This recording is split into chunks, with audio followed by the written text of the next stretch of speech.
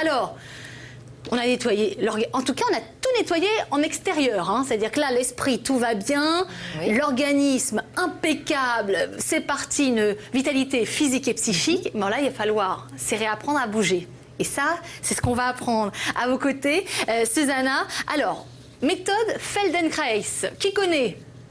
Oui, testé, approuvé ou pas encore testé ? Je pense que c'est une très bonne méthode, oui. Ah, j'ai voulu une période, parce que je pense que on n'est pas toujours dans son corps et ça permet de se recentrer. Moi, j'apprends justement à sortir un peu du corps. Oui, là, voilà. Du coup, c'est très complémentaire parce qu'il faut aussi se remettre dans le corps et réapprendre des fois à bouger parce qu'on a des mauvaises habitudes. Ah bah oui, c'est tout le principe de la méthode, c'est de désapprendre pour réapprendre le bon geste. Alors expliquez-nous le principe de la méthode Feldenkrais, parce que finalement vous allez peut-être faire vous des cours de gym régulièrement, de manière hebdomadaire. Qu'est-ce qu'elle va nous apporter de plus de différent, cette méthode, parce que c'est une méthode corporelle? Oui, alors la méthode Feldenkrais, c'est surtout une approche corporelle, donc ce n'est pas une gymnastique, ce n'est pas du yoga, mais c'est une approche corporelle qui permet d'améliorer la qualité de notre fonctionnement en améliorant la qualité de nos mouvements, de nos gestes et de nos postures.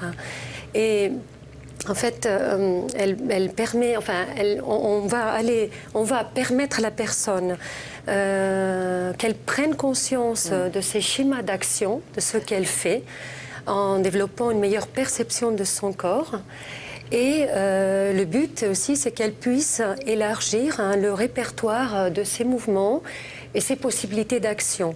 C'est-à-dire qu'en fait, on bouge d'une certaine façon, on a tous appris à bouger d'une certaine façon, ou à bouger, à marcher, à chanter, etc., quand on est enfant. Et on pense que ces façons de faire nous conviennent, et bon, même si elles sont plus ou moins efficaces. Et on a arrêté d'apprendre. Donc la méthode Feldenkrais propose en fait une alternative d'apprentissage pour développer le potentiel qui n'a pas été exprimé le long de sa vie.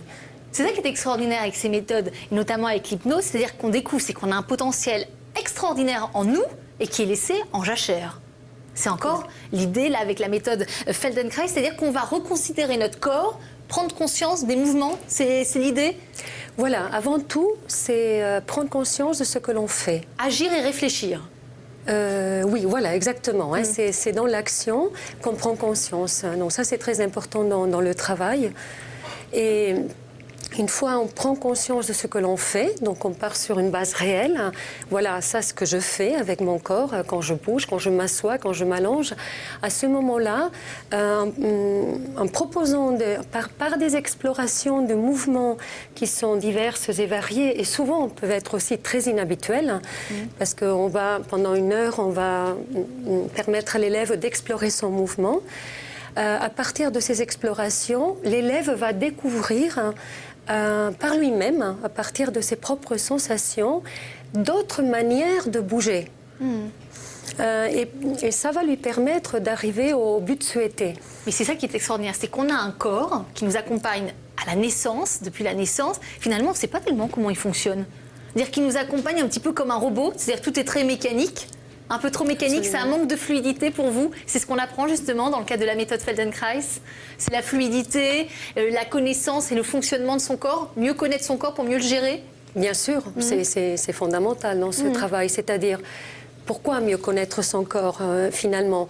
C'est déjà pour prévenir aussi, et prévenir les tensions et mieux gérer les tensions, les stress au quotidien. Si on ne le connaît pas, on ne sait pas ce qu'on fait, on ne peut pas corriger, on ne peut pas identifier là où le mouvement ne passe pas, où il y a des blocages, etc. Alors que quand on connaît notre corps, finalement, on arrive par le développement de la conscience kinesthésique, c'est-à-dire la conscience qui nous informe de nos tensions, de notre position dans l'espace, etc., on peut arriver à identifier les postures qui ne sont pas très opérationnelles pour nous, enfin qui nous font mal finalement, ou les postures qui ne sont pas très, auxquelles on très efficaces. On s'habitue avec fatalité plutôt, et facilité d'ailleurs, tiens, tout est lié. On a toujours mal au dos, bah oui, on est né comme ça, on aura toujours mal au dos.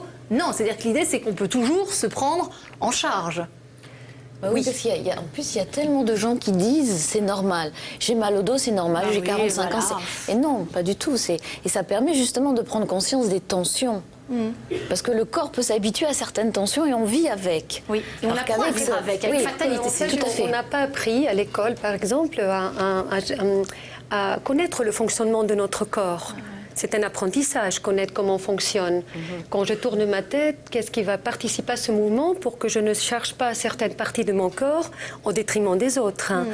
Donc c'est tout un apprentissage.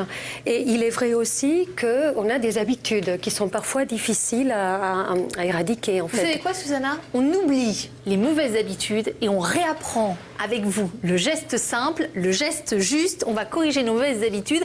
On a suivi justement un cours de méthode Feldenkrais, reportage Valentina Tosi. Bonjour, vous pouvez me suivre?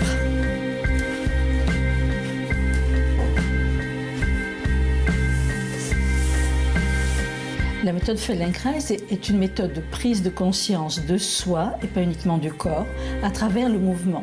On va se servir vraiment du mouvement pour prendre conscience de comment on fonctionne, quelles sont toutes nos possibilités.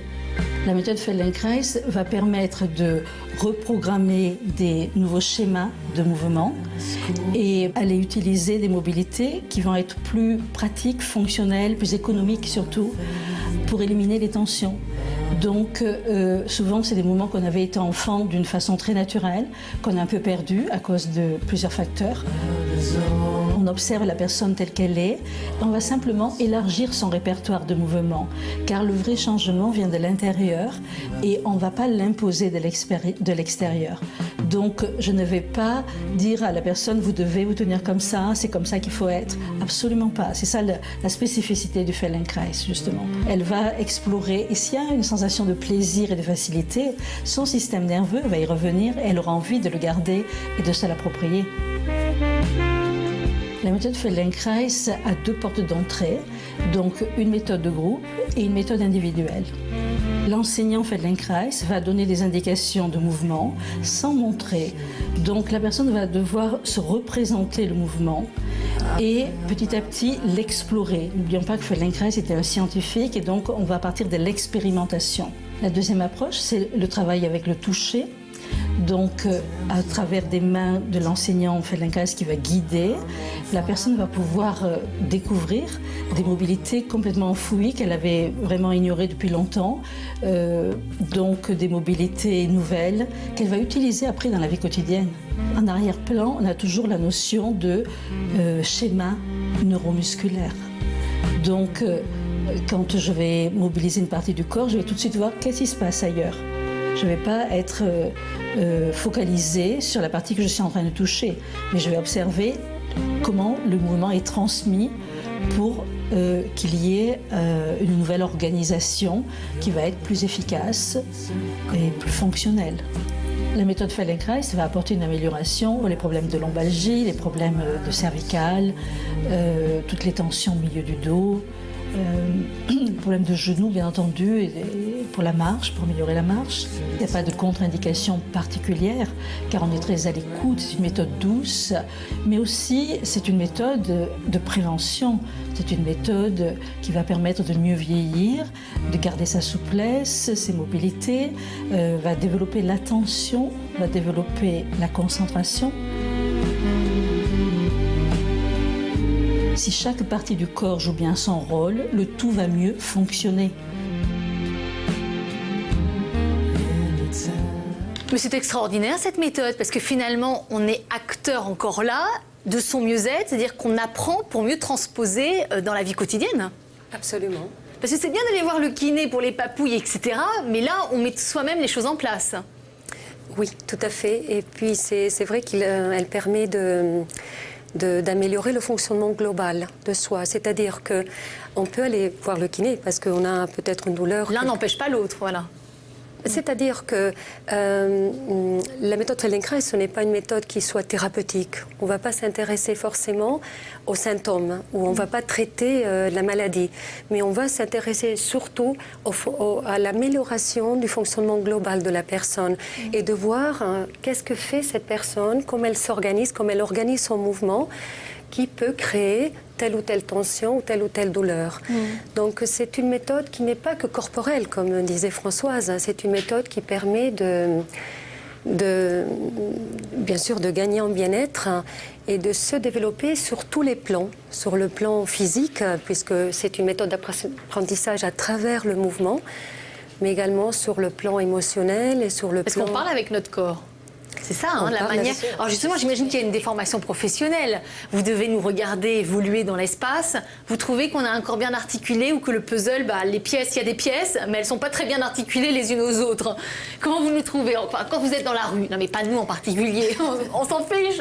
Mais par exemple dans la rue, vous trouvez qu'on a un corps qui est extraordinaire, mais dont on n'a pas du tout conscience et on découvre son importance le jour où on a un problème? Bien sûr, ça c'est le plus terrible. C'est-à-dire que